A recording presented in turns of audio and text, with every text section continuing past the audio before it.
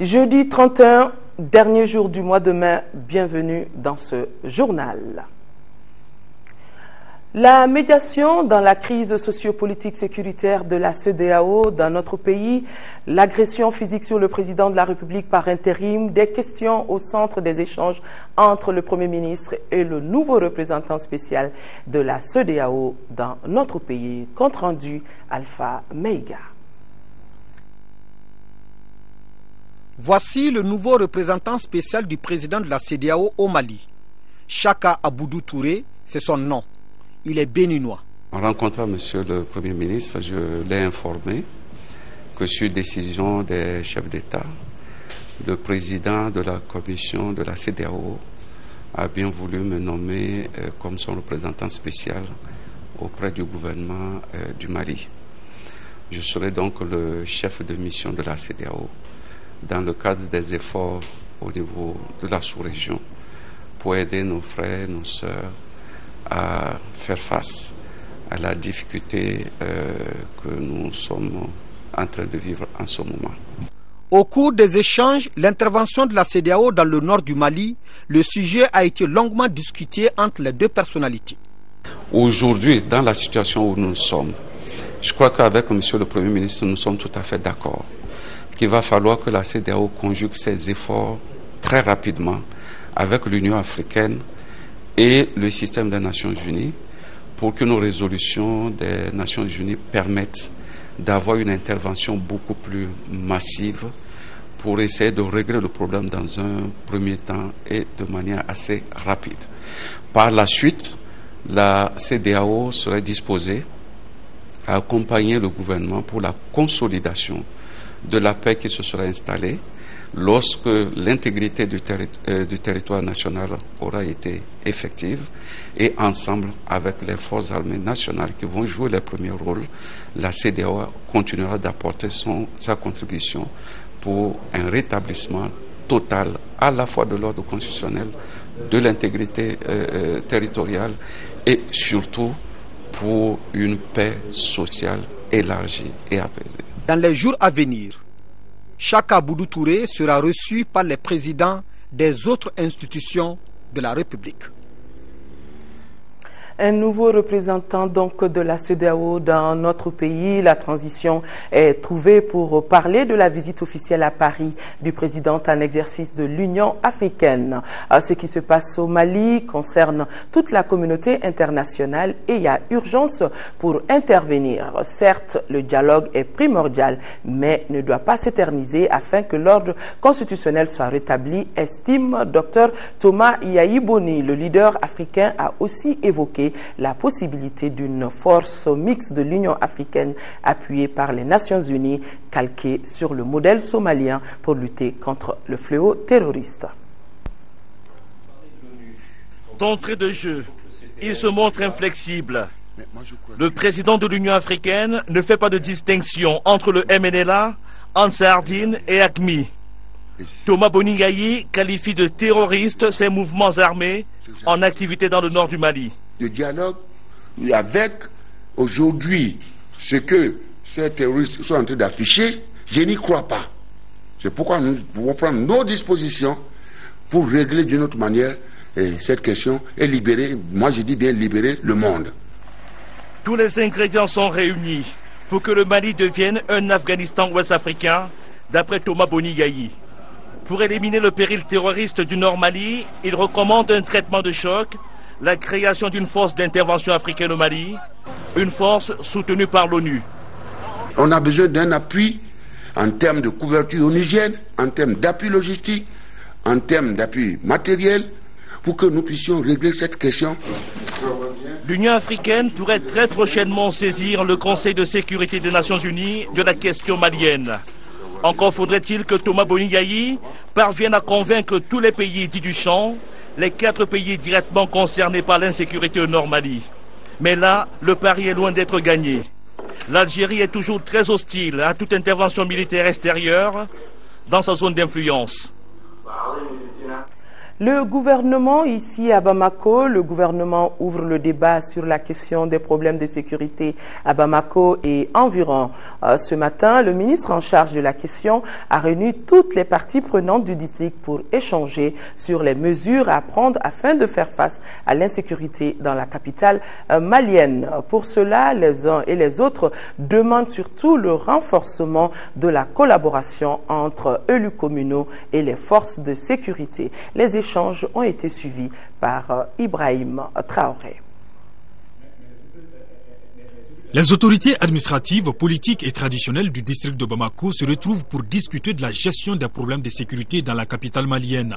Le débat très franc a porté essentiellement sur la responsabilité de toutes les parties prenantes sur la question. Le but, protéger les personnes et leurs biens, mais aussi prévenir les dégâts. Car c'est connu, actuellement le banditisme s'amplifie dans la capitale malienne, surtout avec la prolifération d'armes qui résulte des récents événements survenus à Bamako et à Kati. À ce niveau, des mesures sont prises. Ces mesures portent entre autres sur l'intensification des contrôles aux entrées et sorties de Bamako en vue de déceler d'éventuels porteurs d'armes, la multiplication des patrouilles sectorielles et d'envergure, le contrôle des véhicules circulant sans plaque d'immatriculation qui peuvent provoquer des accidents avec délit de fuite ou transporter des ennemis dangereux. Que de propositions formulées par les intervenants pour atteindre l'objectif recherché. Tous ont notamment insisté sur l'équipement et la formation des agents de sécurité. Dans la foulée, l'on a beaucoup dénoncé aussi l'irresponsabilité de certains médias en temps de crise, la libération rapide des bandits et le comportement peu honorable de certains porteurs d'uniformes. L'adresse à mes collègues porteurs d'uniformes, nous devons par notre correction, par notre éducation, tranquilliser cette population dont nous devons assurer la sécurité. Je crois qu'à partir de cette réunion, les choses vont changer. Parce que vu ce qui s'est passé à Bamako, je pense que c'est très grave et que les autorités en ont pris conscience. Il faut restaurer l'autorité de l'État, comme l'a si bien dit quelqu'un dans la salle. Je parlerai de fermeté, fermeté dans l'application des textes, dans l'exécution des ordres, mais aussi de la communication. Qu'on aille à une lecture globale et totale du code de collectivité et d'aller à l'application intégrale de ce code, des dispositions de ce code de collectivité, parce que le code dispose de toutes les solutions pour une meilleure gouvernance de notre pays, et notamment en matière de sécurité. Le ministre Konaté a invité les forces de sécurité et les élus communaux à une collaboration franche pour faire face à la situation. Au terme de ces échanges de 3 heures, on a conclu que dans l'indiscipline des uns et des autres, la sécurité ne sera jamais gagnée. Il s'est avéré enfin que la lutte contre l'insécurité nécessite également le concours de la population, ce qui passe par l'information, la sensibilisation et l'éducation des citoyens.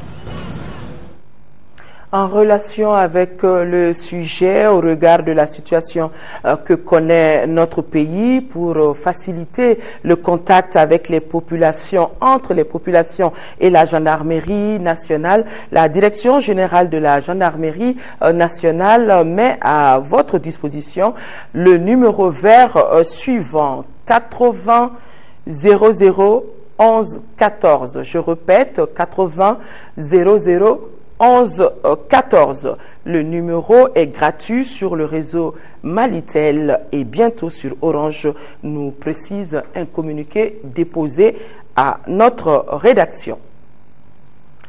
Le ministre de la Justice, garde des Sceaux, vient d'adresser une lettre circulaire aux structures relevant de son département. Cette circulaire intime à ces structures de prendre toutes les mesures visant à désengorger les prisons et à accélérer les procédures judiciaires. L'annonce a été faite par le ministre Malik Koulibaly en visite à la maison d'arrêt de Kati, une structure qui habite aujourd'hui 227 pensionnaires pour une capacité d'accueil de 80 personnes.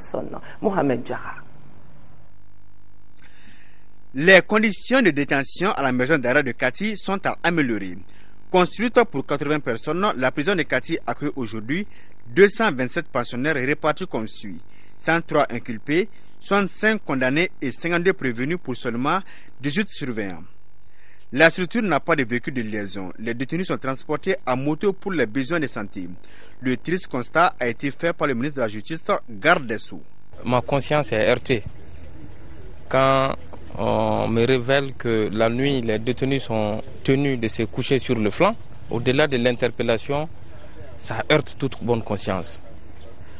Et ces visites de prison visent à mettre le doigt, à constater de visu la réalité cruelle de nos prisons. Parmi les 227 détenus, on note une bonne cinquantaine de malades. Le service de la Croix-Rouge malienne a construit un hangar au sein de la prison en vue de la désengorger au moins pendant le jour. Avec l'appui de certains partenaires, vous voyez, il y a un chantier, il y a un projet de construction d'une infirmerie. Je pense que dans 1, 2, 3 mois, l'infirmerie, en tout cas, nous en aurons. Les surveillants de prison sont dans des conditions très difficiles de travail. Nous avons besoin d'un statut de nature législative. Face à cette réalité amère, le département de la justice envisage des solutions.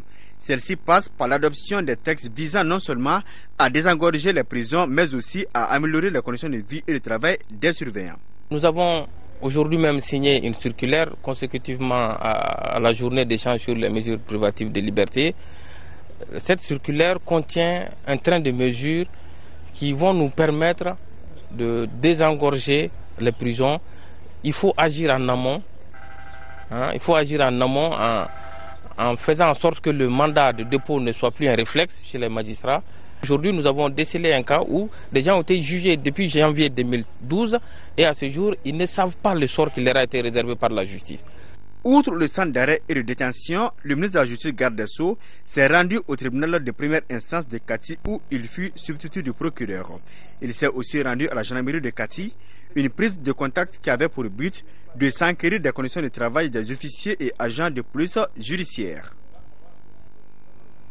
L'association Gakassine pour le développement et l'apprentissage agricole vole au secours des populations du Nord Mali. Elle vient d'offrir au Coren, le collectif des ressortissants des régions Nord Mali, une importante quantité de matériel et de consommables médicaux. Par ce don, cette organisation non gouvernementale ambitionne d'améliorer les prestations des centres de santé des régions sous occupation. Le commentaire de Abdrahman Meiga. Le lot de matériel offert par AGDA ou encore Association Gakassine pour le développement et l'apprentissage agricole se compose uniquement de matériel sanitaire et de consommables médicaux. Il est destiné à améliorer les conditions de vie et de travail du personnel socio-sanitaire des régions du nord du Mali sous occupation des bandits armés. Nous voici ici toutes et tous interpellés par une cause noble, une cause nationale.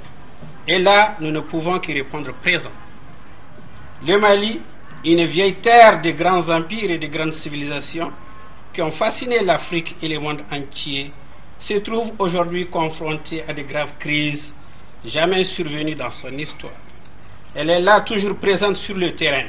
Elle vient encore une fois se manifester grâce aux efforts inlassables de ses partenaires. En recevant cette aide d'une valeur de plus de 2 400 000 francs CFA, le représentant du collectif des ressortissants des régions nord du Mali a félicité et remercié les responsables de cette organisation non gouvernementale. Une ONG qui évolue depuis 1995 au Mali dans les secteurs de l'agriculture, de l'éducation, de la santé, de l'élevage et de la pêche, pour ne citer que ceci. Vous avez fait un geste à l'endroit de vos parents qui aujourd'hui sont meurtris dans leur chair, aujourd'hui souffrent. Tout le Nord vous est reconnaissant à travers ce geste. Certes, vous l'avez qualifié de geste symbolique. Pour nous, c'est un grand geste. Quand nous savons que nos maternités, nos CESCOM aujourd'hui, sont dépourvues de tout. C'est fort de cette assertion que le représentant du Coran a invité les personnes de bonne volonté à emboîter le pas pour soulager la souffrance de nos compatriotes victimes de cette occupation anarchique des bandits armés. Les membres de l'association Cris de cœur ont organisé cet après-midi ici à Bamako un point de presse. Le bilan de la caravane humanitaire conduite par le Haut Conseil islamique du 12 au 18 mai dernier dans les régions nord du Mali était au cœur des débats. Les organisateurs ont réaffirmé la disponibilité des assaillants de sécuriser toute action humanitaire en direction des 3 régions. Le voyage a permis aux organisateurs de recenser tous les besoins actuels. Les préoccupations sont liées aux préparatifs de la campagne agricole, la fourniture de l'électricité et d'eau potable. Agali Agissa. Faire le bilan de la première caravane humanitaire initiée en direction des régions du Nord. C'est l'objectif de ce point de presse organisé par l'association Cris de cœur. Une rencontre avec les journalistes qui a servi d'occasion pour les organisateurs d'affirmer que le voyage s'est passé dans les meilleures conditions.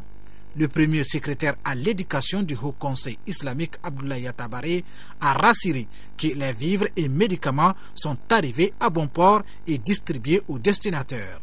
Cette mission, effectuée sous la houlette du Haut Conseil islamique, a permis aux caravaniers de recenser les besoins des populations concernées. On repris à Gao et à Tombouctou pour les candidats au DEF et les candidats au bac, avec des enseignants volontaires qui sont restés sur le terrain. Ils ont des problèmes aujourd'hui, comme le matériel didactique, ça pose des problèmes. Vous le savez, certaines écoles ont été détruites. Le deuxième problème qui a été aussi souligné de part et d'autre de Gao à Kidal à Tombouctou, c'est par rapport à l'agriculture. Comme vous le savez, bientôt, ce serait le début de la campagne agricole. Et les paysans manquent de semences. Ils manquent d'engrais, ils manquent d'hydrocarbures et aussi de pièces de rechange. Le troisième point, c'est l'approvisionnement en eau potable et aussi en électricité. Ce problème se pose dans toutes les grandes villes du Nord. C'est-à-dire que les différentes centrales commencent à manquer de carburant. Juste après les points de presse, les associations Boktou et Salam ont remis des produits pharmaceutiques d'une valeur d'1 million de francs CFA à l'association Cris de cœur, une action qui vise à renforcer la solidarité en faveur des populations des 3 régions du Nord sous occupation. L'ONG Plan Mali a fait un important don de matériel au centre d'animation pédagogique de Kati. Ce don est destiné à soutenir moralement les élèves déplacés du Nord Mali au compte du CAP de Kati. Djemba Moussa Konaté. C'est pour appuyer et soulager les élèves déplacés du nord du Mali au compte du centre d'animation pédagogique de Kati que l'ONG Plan Mali a fait ce don. Composé de matériel didactique, de lampes à piles, de moustiquaires et de couvertures, ce geste entre dans le cadre du volet réduction des risques et catastrophes de Plan Mali. Notre pays traverse un moment difficile de son existence. C'est pourquoi Plan, en tant que partenaire de l'État, ne pouvait pas rester en marge de cette réponse humanitaire. Ce don de 137 kits d'une valeur de 2 500 000 que nous venons de faire n'est qu'une goutte d'eau dans la mer. Ces kits vraiment ils viennent à point nommé parce que ça permettra aux enfants quand même de continuer l'année scolaire normalement parce que ce qui les manquait parce qu'ils sont venus les braves parents ils n'avaient rien. Donc avec ces kits je crois qu'une utilisation judicieuse sera faite de ça pour que les enfants puissent continuer l'année scolaire. Ça n'a pas été facile mais vraiment là où on est aujourd'hui on a quand même pu insérer tous ces enfants qui sont venus du Nord. Occasion pour les autorités administratives de saluer cette solidarité de Plan Mali qui œuvre pour la promotion et la protection des droits de l'enfant depuis plus de 30 ans. Le CAP de Kati compte aujourd'hui 216 élèves déplacés de Gao, Tombouctou, Ansongo, Kidal, Anfis, Menaka, Bourem et Tessalit. L'appel lancé par le Haut Conseil islamique a été bien entendu par les Maliens. L'Association islamique pour le salut a fait un geste hier, mercredi, aux compatriotes du Nord Mali. Elle a remis au Haut Conseil islamique 3 tonnes de riz, des vêtements et une enveloppe. Au nom de la Oumma islamique, le président du Haut Conseil islamique a remercié l'association. Mahmoud Diko l'a rassuré de la bonne destination des dons. En remettant ces dons, Abdul Aziz Yatabari a invité les Maliens à la prière et méditation pour nos compatriotes. Le Centre national des œuvres universitaires du Mali a tenu aujourd'hui son 4e conseil national. Cette session permet aux administrateurs du CENU de décider des orientations de son fonctionnement. Isaac Tchenou, compte rendu. 4e du genre, cette session est une occasion pour le Centre national des œuvres universitaires d'échanger en vue d'améliorer son fonctionnement. La présente session permet en effet aux administrateurs du CENU de discuter du projet d'accord d'établissement, de la réorganisation administrative des structures internes accompagnées de l'organigramme y afférent. À cela s'ajoute le plan d'action 2012, les rapports et budgets 2012, entre autres. Cet exercice perpétuel a porté ses fruits. En effet, il a conduit à améliorer le cadre institutionnel ainsi que la mise en œuvre de ses objectifs stratégiques, de ses missions et de ses attributions. Je vous invite aujourd'hui, à travers vos travaux, non pas de relire encore les textes législatifs et réglementaires, mais les documents qui vous seront soumis, à savoir le procès verbal de la session ordinaire du Conseil d'administration de juin 2011, le rapport d'activité 2010-2011, le rapport financier 2011 et le budget 2012. Le projet de réorganisation administrative des structures internes du CENU. Le projet d'accord d'établissement du CENU et le projet d'arrêté de création des centres régionaux des œuvres universitaires auprès des pôles universitaires de Bamako et de CENU. Fonctionnel depuis 2002, le CENU, qui est un établissement à caractère administratif, joue un rôle important dans la performance de l'éducation. Du lait pour tous, la journée mondiale du lait sera célébrée demain et c'est Niamana qui abritera les festivités. Le thème de la journée est le lait dans l'alimentation des enfants. Cette année, le gouvernement compte distribuer du lait aux familles des déplacés du Nord, notamment aux enfants. Message du ministre en charge de l'agriculture, de l'élevage et de la pêche. Le Mali célèbre demain 1er juin 2012, à l'instar de nombreux pays de par le monde, la journée mondiale du lait. Cette journée est une initiative instituée en 2001 par l'Organisation des Nations Unies pour l'alimentation et l'agriculture, FAO. Au Mali, elle a été célébrée pour la première fois en 2006, suite à l'évaluation par le Conseil Ouest et Centre-Africain de la Recherche et le Développement agricole CORAF, des politiques laitières de la zone UEMOA sous l'égide de la FAO en partenariat avec certaines ONG dont entre autres CAB Demenso, Vétérinaires sans frontières Suisse et ICD, Vétérinaires sans frontières Belgique et la Direction nationale des productions et des industries animales. Le but est de célébrer le lait sous tous ses aspects, notamment son intérêt nutritionnel, son importance dans l'économie nationale, l'organisation et la structuration de la filière. Le thème retenu est le lait dans l'alimentation des enfants. Une distribution gratuite de lait aux familles des populations déplacées du Nord, notamment leurs enfants, est prévue pour à la fois symboliser l'importance du lait dans l'alimentation et la croissance des enfants et des jeunes et marquer notre solidarité agissante à l'endroit de ces populations éprouvées. L'objectif visé par le gouvernement de transition à travers le département en charge de l'élevage est un enfant, un bol de lait chaque jour. C'est le pari à gagner à tout prix. Le pari a gagné par tous. Aujourd'hui, nous sommes au 31 mai et c'est la journée mondiale sans tabac. Une occasion pour nous de revenir sur les dangers de la consommation du tabac, sur la santé, maladies pulmonaires, cardiovasculaires, maladies de peau, risque de cancer, baisse de la fertilité chez l'homme tout comme chez la femme. Les conséquences sont énormes et les consommateurs de tabac en sont conscients. Mais pourquoi reste-t-il si accro à la cigarette? La journée mondiale sans tabac a-t-elle été respectée? Y a-t-il des remèdes contre la consommation abusive de tabac? Voici quelques éléments de réponse dans ce reportage signé Sidiki Dambélé. Quand on pleure, quand on dit qu'il est bon de pleurer quelquefois, c'est pour se soulager. Sur un autre plan, le silence, ça soulage. Donc fumer également, je ne dis pas tout le temps, mais ça soulage. De 70 à nos jours, cela fait exactement 42 ans que cet homme fume, sans cesse. D'abord en imitant ses frères, aujourd'hui il est devenu accro. Ça procure une sensation. Parce qu'en fait, à supposer qu'on est en situation critique, alors le premier soulagement auquel on pense, c'est tirer une mèche de cigarette, quelques bouffées. Alors, quand tu prends les quelques taffes, ça te met un peu dans un autre état de conscience. Les pressions de sa famille, de son entourage, rien à faire. Il fume comme il boit de l'eau.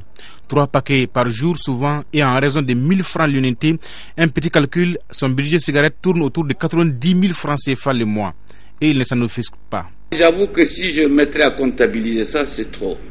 C'est de la même façon que quand tu te mets à comptabiliser ton prix de condiment par mois ou par an, alors là, tu te mettras un jour à dire mais pourquoi ne pas opter pour une moralisation du budget familial? Est-il possible pour vous de faire toute une journée sans cigarette? Le mois de carême, ben je fume pas. Mais la nuit c'est... Ah non, la nuit c'est des rafales. Faire toute une journée sans fumer, vraiment il faut essayer.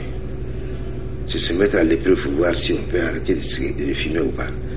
Et pourtant, ces fumeurs sont tous conscients des conséquences désastreuses de la consommation de la cigarette sur la santé. Mais arrêter de fumer n'est pas dans leur vocabulaire. On l'a dit, que ça diminue la vision. Mais moi, je vois bien. Et je vois très loin. Donc vous n'êtes pas d'accord avec ça? À ce niveau, en tout cas, je vois très bien. Jusqu'au jour d'aujourd'hui, je vois très bien. De 70 à maintenant que je fume, je vois bien. La cigarette joue sur tous les sens de l'homme. Ça te coupe l'appétit, ça te donne l'insomnie, tu ne dors pas, ça te diminue la vision, physiquement ça joue sur les nerfs. Bon, la cigarette, elle est dangereuse à tout point de vue. Mais pour les spécialistes en tabacologie, la cigarette cause beaucoup plus de dégâts qu'on le pense. Ici, le slogan fait grincer les dents à tout fumeur. La cigarette procure tout à l'organisme sauf la santé. Le tabac, il est responsable d'un vieillissement de la peau de l'individu. Au niveau de la bouche, les dents sont affectées, les dents perdent leur éclat, elles jaunissent et c'est le lit de toutes ces maladies stomatologiques dont les caries dentaires. Sans compter le fait que le fumeur, il garde toujours une mauvaise haleine. Le tabac est responsable de l'augmentation du risque de cancer. Tous les organes peuvent être atteints de cancer. Le tabac, il est responsable de maladies cardiovasculaires. Il baisse la fertilité et va jusqu'à induire une impuissance, surtout chez l'homme.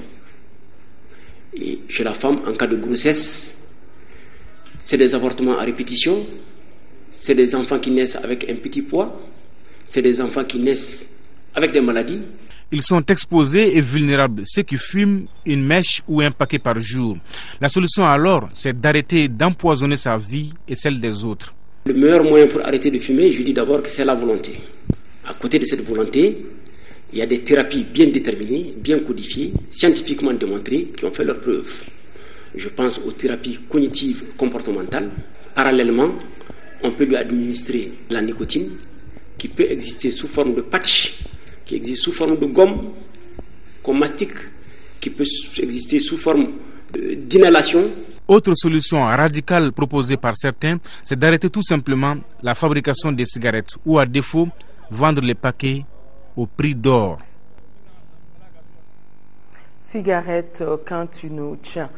À l'occasion de la célébration de la Journée mondiale de lutte contre le tabagisme, l'émission Ça se discute vous propose en rediffusion le commerce illicite de la cigarette dans notre pays. C'est à partir de 22h30, une émission en langue bamanan.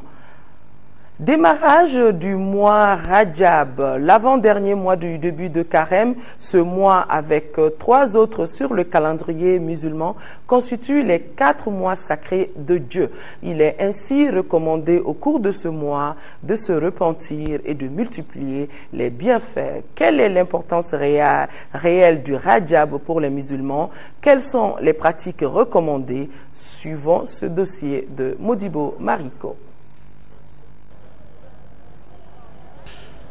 Rajab ou Rajaba, qui signifie en arabe honorer, donner de l'importance, est le 7e mois du calendrier musulman.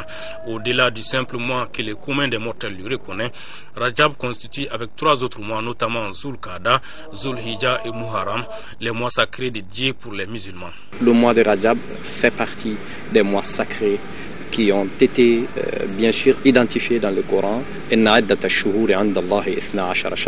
verset qui nous dit, qui détermine le nombre même des mois de l'année, que le nombre de mois de l'année chez Dieu en islam est bel et bien 12 mois, et dans lesquels nous retrouverons, n'est-ce pas, 4 mois sacrés. Pourquoi les mois sont sacrés? C'est Dieu qui décide. C'est lui dans sa miséricorde qui décide que tel mois est sacré et tel mois ne l'est pas.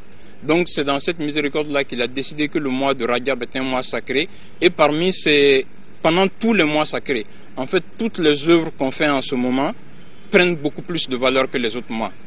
Si Rajab est séparé d'un côté des 3 mois cités plus haut, il forme d'un autre côté du calendrier un trio avec 2 autres mois bénis, Shaban et Ramadan. Le prophète Muhammad, paix et salut sur lui, parlant de ces 3 mois, disait que Rajab est le mois de Dieu, Shaban, son mois à lui, et Ramadan, le mois de la Oumma, c'est-à-dire de la communauté musulmane. Ainsi, de par sa position, avant-dernier mois avant le mois de Carême, le Rajab prépare les musulmans à accueillir les jeûnes. Le musulman se prépare, s'exerce avant, n'est-ce pas, d'entrer à l'adoration d'Allah par le jeûne. On conseille beaucoup plus, n'est-ce pas, les sacrifices et les prières dans le Rajab, et surtout le jeûne. Il y a des hadiths qui précisent que quiconque jeûne un jour, n'est-ce pas, dans le Rajab, dans le mois de Rajab, le mois béni d'Allah subhanahu wa ta'ala, ce jour-là l'éloignera d'un an, n'est-ce pas, de l'enfer. C'est un mois de liberté. C'est un mois où on peut, si c'est le jeûne qui t'est facile, il faut jeûner. Si ce sont les prières surrogatoires qui te sont faciles, si c'est le zikr simple comme subhanallah wa alhamdulillah, tout ce qu'on peut faire, aider les pauvres, tout ce qui est considéré comme bonnes œuvres, sont les bienvenus pendant ce mois. Une autre particularité de ce mois se trouve dans la nuit de son 27e jour, appelée nuit de l'Ascension. De façon unanime, les musulmans arrivent à honorer cette date-là en tant comme la date, n'est-ce pas, de l'ascension du prophète sallallahu alayhi wa sallam vers les cieux. Et vous savez que le plus beau cadeau que le prophète sallallahu alayhi wa sallam a reçu dans son ascension vers les cieux, dans sa visite privée avec le bon Dieu subhanahu wa ta'ala, était la prière. Vous voyez, donc nous pensons que il faut beaucoup multiplier les prières surrogatoires dans le Rajab, et que le 27e jour, il y en a aussi, il y a d'autres écoles aussi qui gênent ces jours-là spécifiquement pour avoir, n'est-ce pas, de la baraka et l'agrément d'Allah subhanahu wa ta'ala. Il est ainsi recommandé aux musulmans de multiplier les bonnes œuvres et de s'abstenir de faire du mal, car tout comme les bienfaits, les mauvaises œuvres aussi ont un effet de démultiplication. Allah subhanahu wa ta'ala nous dit فَلَا تَظْلِمُوا فِيهِنَّ أَنفُسَكُمْ. Ne courez pas vers le Satan dans ces mois-là. C'est-à-dire, on recommande beaucoup plus d'abstinence, beaucoup plus d'adoration, n'importe quelle adoration. Il n'y a pas de différence, que ce soit la prière ou le jeûne ou, n'est-ce pas, la sadaqa, les sacrifices, tout est bienvenu. Il faut multiplier les œuvres de bien pendant ce mois sacré et les autres mois sacrés, mais en même temps, il faut s'abstenir des mauvaises œuvres. Parce que pendant ces mois sacrés aussi, si les bonnes œuvres nous rapportent plus, les mauvaises œuvres aussi nous coûtent plus cher vis-à-vis de Dieu. Et c'est des mois, c'est des occasions propices vraiment pour se rapprocher de Dieu. On fait le bien, mais il faut encore faire davantage de bien pour en profiter. Nos amis soufistes et les écoles, il y a les écoles mouridistes par exemple, pensent que les 10 premiers jours de Rajab sont très très sacrés et quiconque s'adonne à l'adoration de Dieu pendant ces 10 premiers jours-là sera béni et sera récompensé d'une haute place dans le paradis. Donc il y en a qui pensent aussi que le premier jeudi de Rajab est sacré.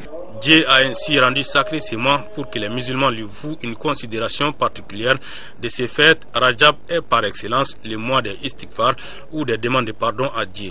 Et depuis le mercredi 23 mai dernier, date officielle de son démarrage, les musulmans du Mali ont redoublé d'ardeur dans la pratique de leur foi, seuls ou en groupe dans les lieux de culte, pour se repentir et aussi prier pour le retour de la paix dans notre pays. Page noire dans ce journal, le monde des artistes est en deuil.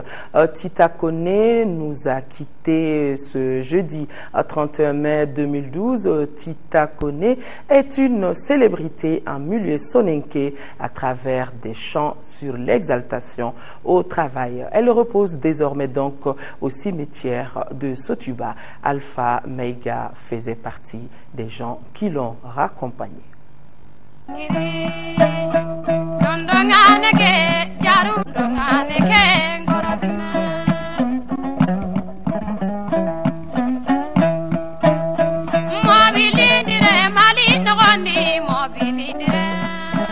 Cette voix, par ce tube, Tita Koné s'était imposée au milieu des années 1970 au public malien.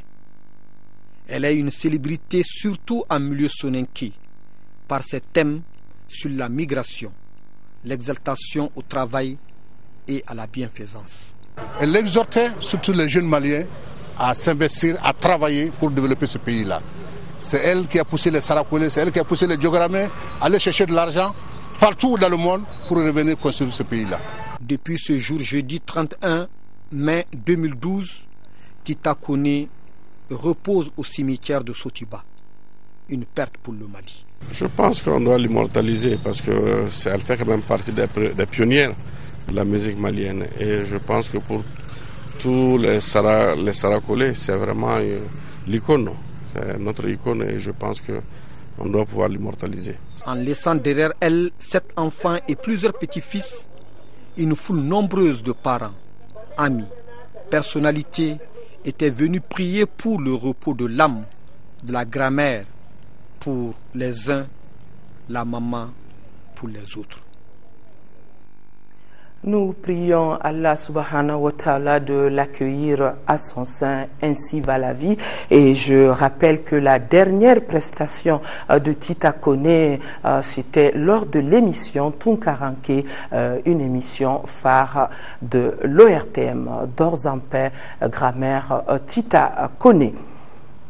Le président du Conseil économique, social et culturel a le regret d'informer les membres du Conseil et les membres associés du report à une date ultérieure de la 6e session ordinaire de la 4e mandature initialement prévue du 4 au 18 juin 2012. Le président du Conseil économique, social et culturel compte sur la compréhension de tous. Au regard de la situation que connaît le Mali, pour faciliter encore une fois le contact entre les populations et la gendarmerie nationale, la Direction générale de la gendarmerie nationale met à votre disposition le numéro vert suivant 80 00 11 14 80 00 11 14. Le numéro est gratuit sur le réseau Malitel et bientôt sur Orange. C'est la fin de cette édition. Merci de l'avoir suivi. Demain 13h, Aïssata Ibrahim Meiga, et je vous retrouve, Inch'Allah, à la même heure et sur la même chaîne. Mais avant, soyons de cœur et d'action avec nos compatriotes du Nord vivant sous occupation. Nous ne vous oublions pas. Excellente nuit à tous.